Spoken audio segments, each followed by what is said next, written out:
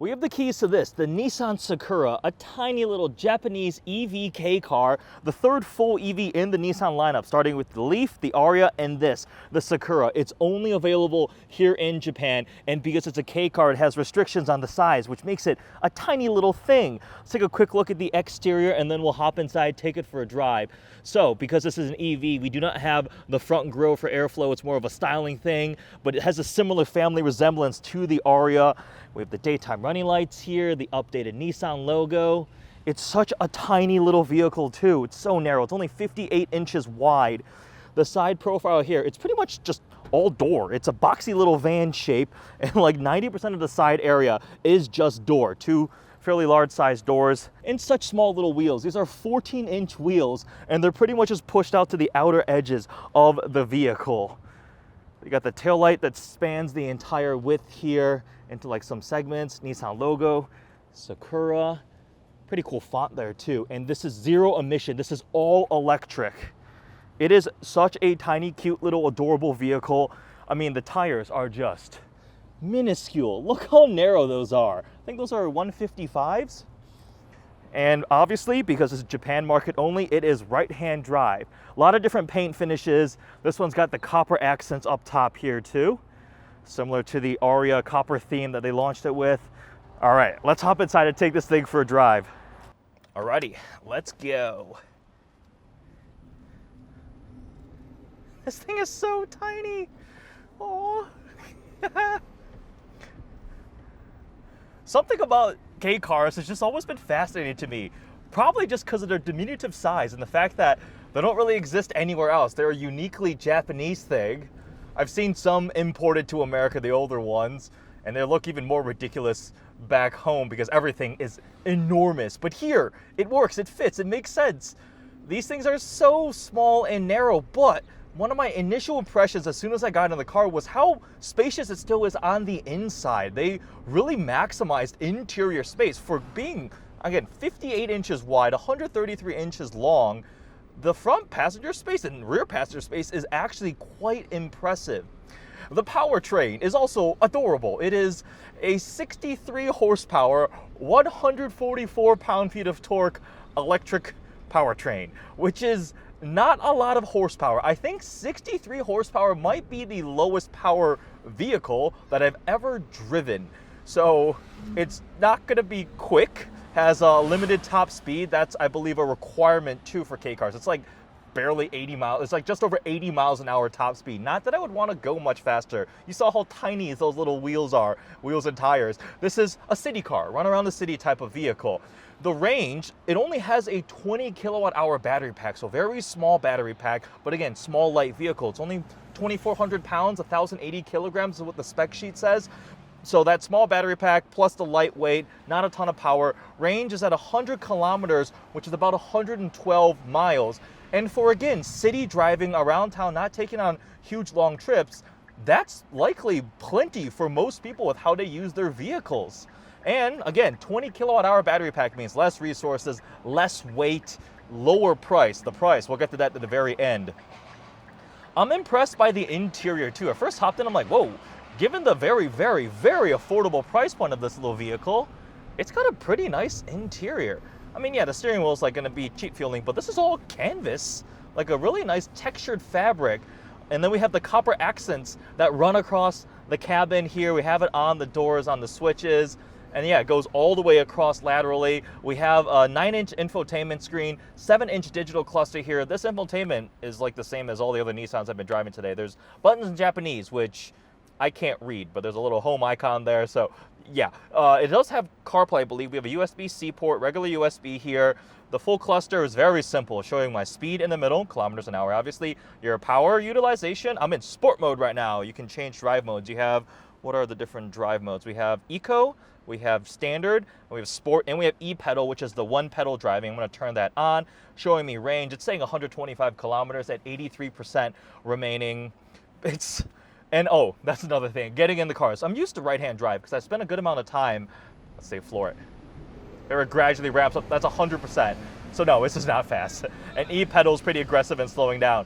I'm used to driving right-hand drive cars because I spent a good amount of time in England, but the windshield wipers and the turn signal stalks have been flipped. So I have definitely accidentally went to clean my windshield off instead of signaling at least twice already. And then here we have a transmission selector, your climate settings. This is heated seats and a heated steering wheel. This is the Sakura G, which is the top tier trim. And then I think this is auto park. We have Pro Pilot on here. I mean, this is a pretty well equipped vehicle. And the back seat space, like, it is a bench seat, but plenty of leg room. Headroom is massive because it's narrow and it's not very long, but it's super tall. So that's also quite good. Woohoo!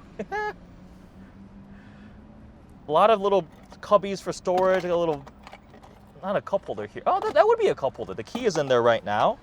Storage pockets on the doors. Visibility is great. Even though it's tiny, you got full-size windows here, and it just looks so adorable. I see them driving around here in Tokyo. I see them parked. I'm gonna roll the window up. Auto window there. Oh, I think I have to take a right coming up. We're gonna go this way. Yeah, they just look so cute and tiny. Out of all the cars, like, I went and took the Z for a spin. I tried out the Serena Lux, which is their like minivan type of thing, but I was like, I want to drive the Sakura because we don't get them in America, and there's, for me, an appeal for things that we can't have, and I want to see what they're like. That's why I have this obsession with the Suzuki Jimny. I want one. I want a Jimny with a baby G-Wagon kit on it. But this one here, it is very uniquely Japanese. We have a little copper accent here on the bottom.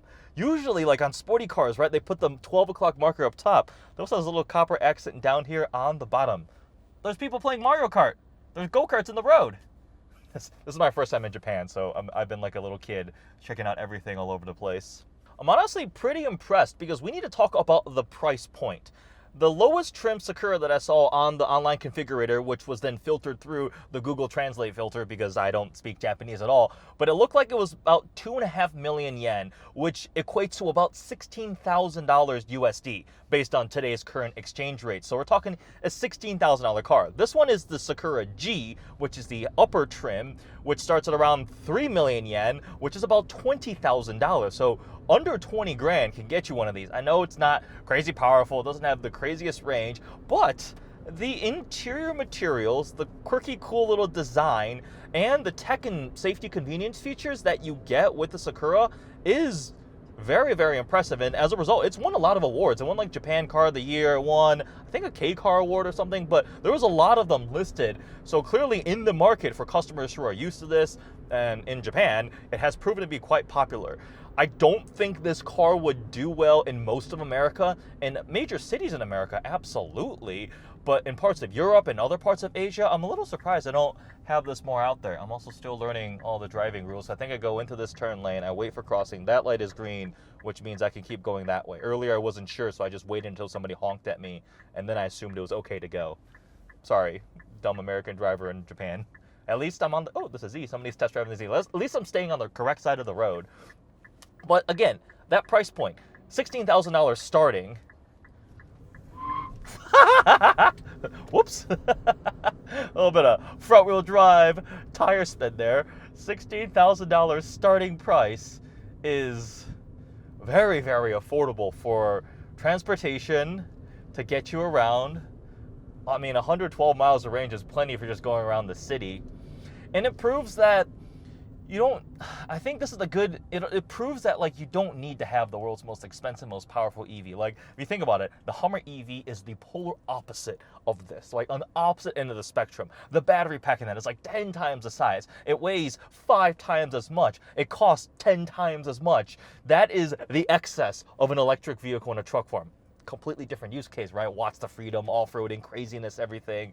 This is the other end here, just affordable little city car.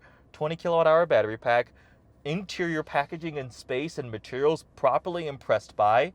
Driver dynamics are what I expect. I mean, I just planted there in sport mode and I definitely squealed the tires. And it does feel a little bit narrow and tall. I feel like in a strong crosswind, I might get a little bit nervous. The battery pack does bring the center of gravity down, so it won't tip over, I'm sure, unless you're being real dumb. Heat fob's pretty cool too. It's got this really cool, like, chrome blue finish on the entire back. This key fob's nicer than the Nismo Z key fob that I just had. There's no immediacy of like the off-the-line EV. It's still just ramping in, but that's, I mean, I feel like there are golf carts with this much power. Not a lot of road noise and tire noise. I mean, they're tiny little tires. And they must have done a good job sculpting the aero. It is like a little box on wheels. Just, it's hilarious how far the wheels are pushed to the extreme outer edges. There's essentially no front or rear overhang. As expected, super light steering. Whee! I feel like I do my own little mini slalom course inside the lane because it's so narrow. There are a lot of different color options too. I was on the configurator. There's like 15 exterior colors, 9 of which are two-tone finish. As you saw, some of the copper accent on this, and there's a lot of really colorful ones if you want to express your passion with a vehicle like this. The interior has different color combos. This is like a cloth seating, which feels quite durable, but then there's leather up top, or something. It feels like leather. Some copper stitching here on the doors. This just feels like a really affordable, small little car that maybe somebody young, just starting their career, or you have a small family, need to get around, and it would be a great, great choice. There's people on like Mario Karts going around. There are just go-karts on the road. That's wild. That is absolutely wild. Ah, Japan. This has been so much fun. So we came out with Nissan this trip to attend the Japan Mobility Show, which used to be called the Tokyo Auto Show. And then we visited their design center, visited their advanced technical center. And today we were over at the Heritage Collection in Zama. They're literally streetcart.com. Best activities in... I need to take a picture of this.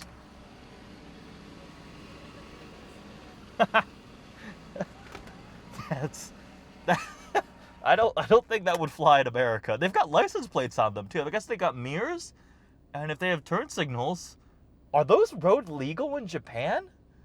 I'm pretty sure I might lose in a drag race to one of them in this thing.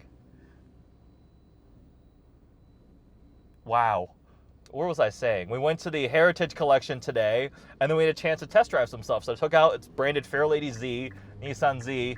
It's in front of me right now. I tried out the Serena Lux. And I wanted to drive this because we don't get it, and it's so unique, and you can literally only drive them here in Japan.